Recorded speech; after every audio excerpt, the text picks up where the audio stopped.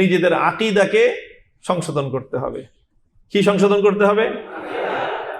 আকীদা বললেই তো কিছু মানুষ মনে করে যে সালাফিরা যে আকীদা শিখায়, তাওহীদের আকীদা, আমি জানি না যে এই পর্যন্ত এই আকীদার মধ্যে তেমন কোনো পার্থক্য সালাফি, হানাফি, শাফি, হাম্বলি, মালিকি আকীদা নিয়ে যে এত গর্জন আর এত আলোচনা, কি আলোচনা! শেষ পর্যন্ত আলোচনায় গিয়ে দাঁড়ায় আল্লাহ কি আরশে আছে, আল্লাহ সব জায়গায় আছে, এরকম এমন কিছু সূক্ষ্ম আলোচনার মধ্যে গিয়ে তার আকীদাকে ঢুকায়।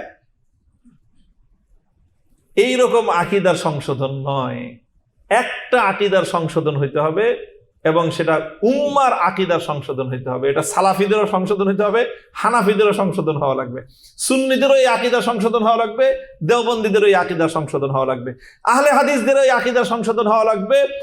গোটা দুনিয়ার সকলের এই আকীদার সংশোধন না হওয়া পর্যন্ত মুসলমানদের মুক্তির পথ তারা খুঁজেই পাবে না। সেই আকীদাটা হলো মুসলমানদেরকে একটা আকীদা ধারণ করতে হবে। সেই আকীদাটার নাম হলো আল আকীদাতুল জিহাদিয়া। আল আকীদাতুল জিহাদিয়া মানে কি? জিহাদে ঝাঁপায় পড়া, একটা অস্ত্র নিয়ে আরেকজনের গায়ে যে তাক করা, কয়েকটা বোম মারা না, এগুলো না। আল আকীদাতুল জিহাদিয়ার এক অর্থ, সেটা হলো প্রত্যেকটা মুসলমানকে বিশ্বাস করতে হবে উম্মার এই পতনের একমাত্র মুক্তির পথ হলো জিহাদ।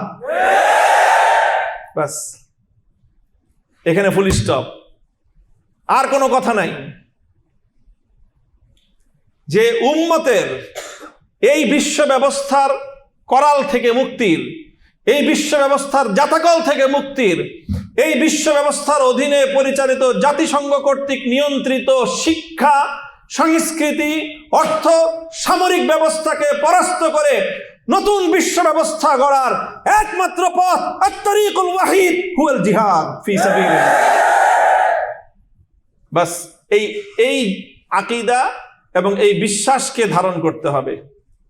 তারপরে তার কর্মকৌশল কি হবে, দুনিয়ার ওলামায়ে উম্মত সেটা ঠিক করবেন। কোথায়, কোন দেশে, কোন পরিবেশে, কোন পরিস্থিতিতে জিহাদের কোন ধাপ বাস্তবায়িত হবে। আমরা মনে করি আল্লাহ রাসূল সাল্লাল্লাহু আলাইহি ওয়াসাল্লাম শুধু মদিনায় গিয়ে জিহাদ করেছেন, না। আল্লাহ নবী মক্কি জিন্দেগিতে 13 বছর জিহাদের প্রথম ধাপ অতিক্রম করেছেন। মদিনায় গিয়ে জিহাদের দ্বিতীয় ধাপ শুরু হয়েছে। জিহাদের 4টা ধাপ রয়েছে।